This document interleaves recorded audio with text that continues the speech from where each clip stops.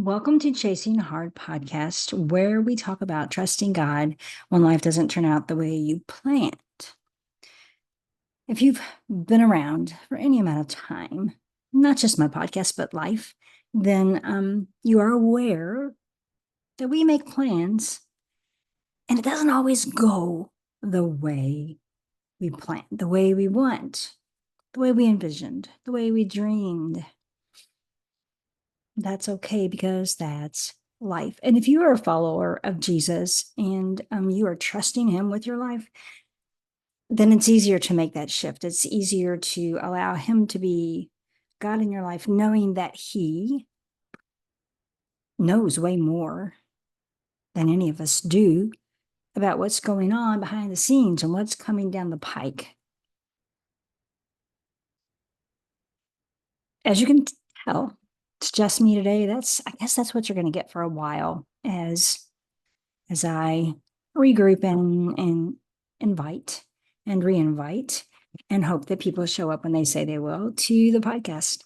I'm very grateful for the 70 some odd podcasts that I've been able to mostly have guests.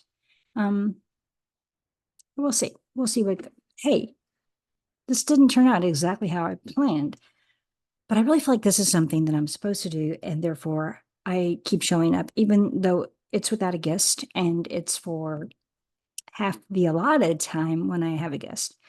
Thank you for continuing to be a faithful listener and for your words of encouragement. You are appreciated. This weekend, there was the gamut of emotions and events.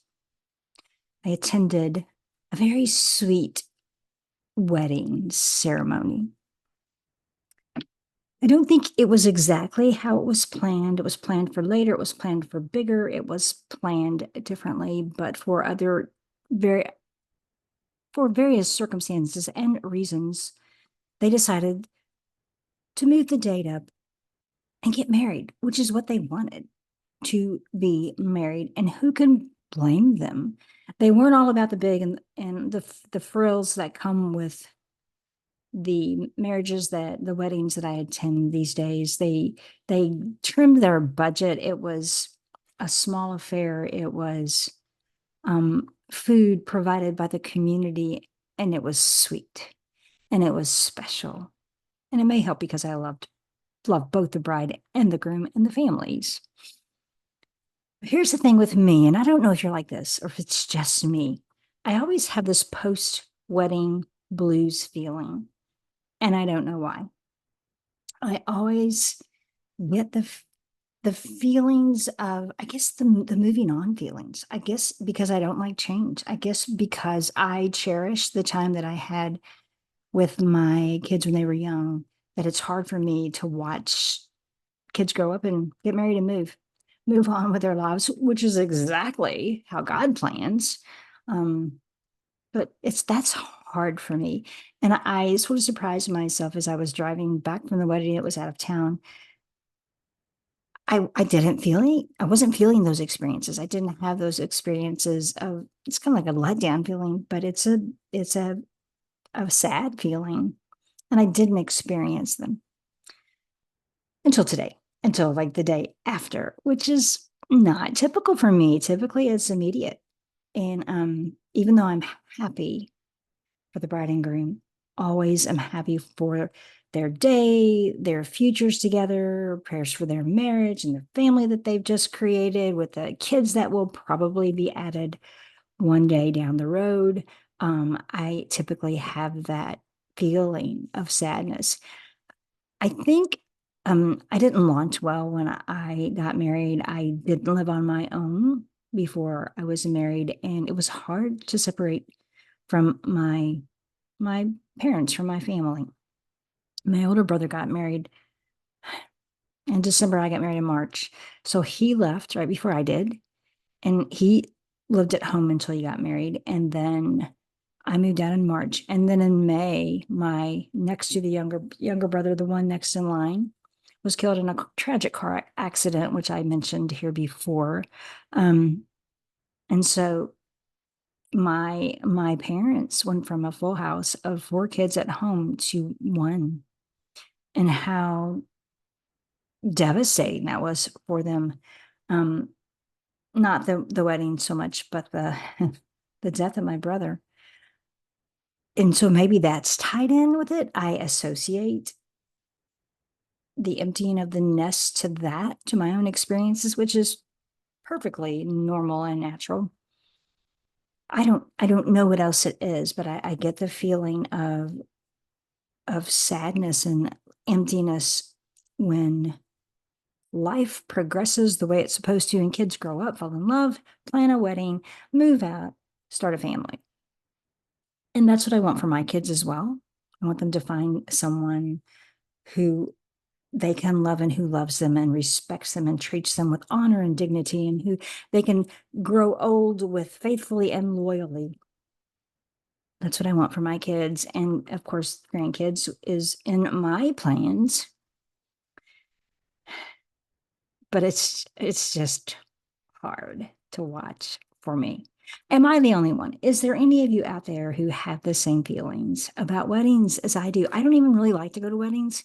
I dread going to weddings. This one, not so much. Oh, maybe a little bit for a different reason that I won't go into, but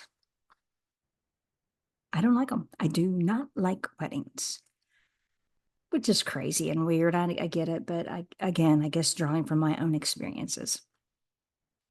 And so the day after is the opposite. Not only did I have the post-wedding blues, but I saw a post on social, and that a friend that I have known for many, many years, met them in church 40 years ago, and did life with them off and on throughout the ages, from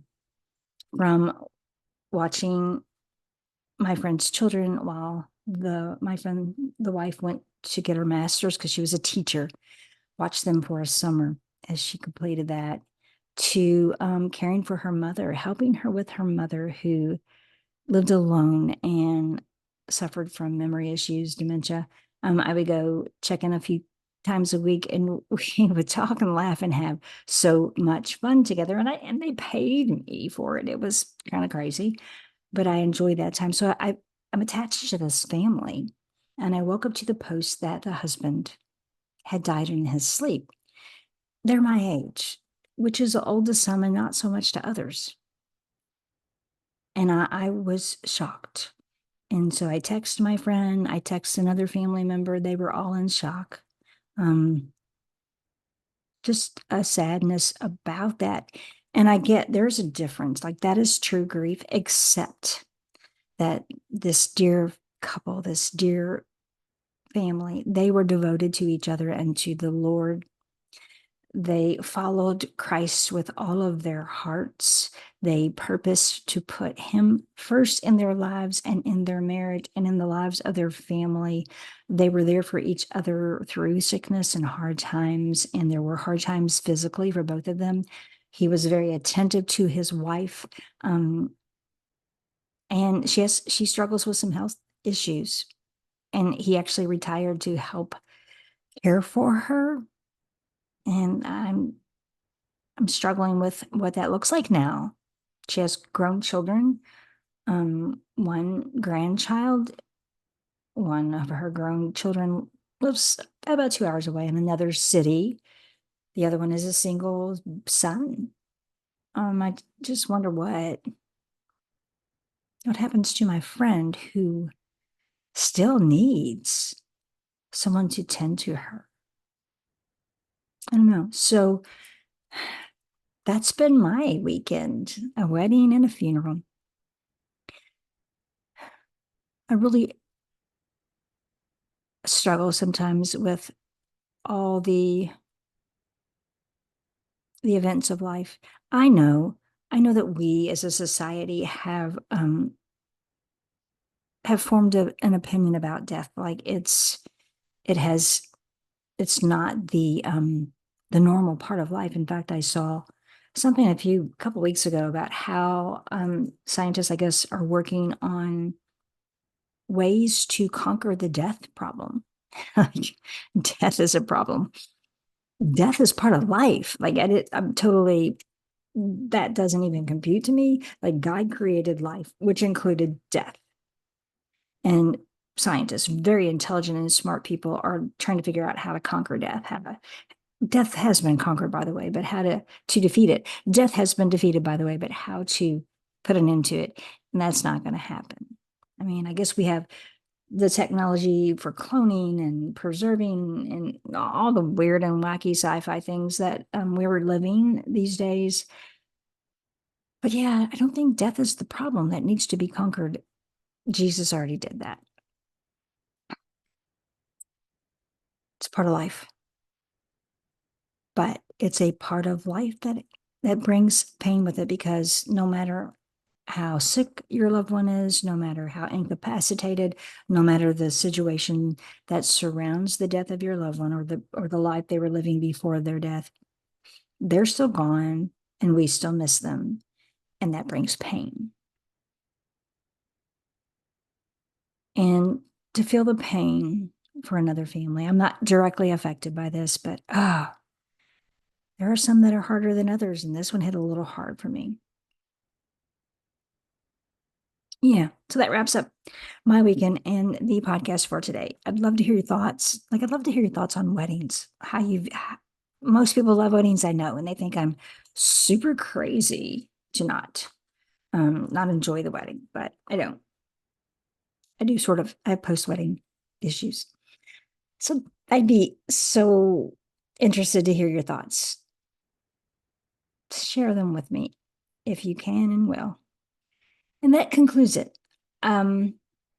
Just a little heads up, there may be a guest on next week. There have been talks. My people are talking to their people, which is really me talking to them. But I'm glad that you joined me here today on the podcast. I will be back next week. I hope you are too.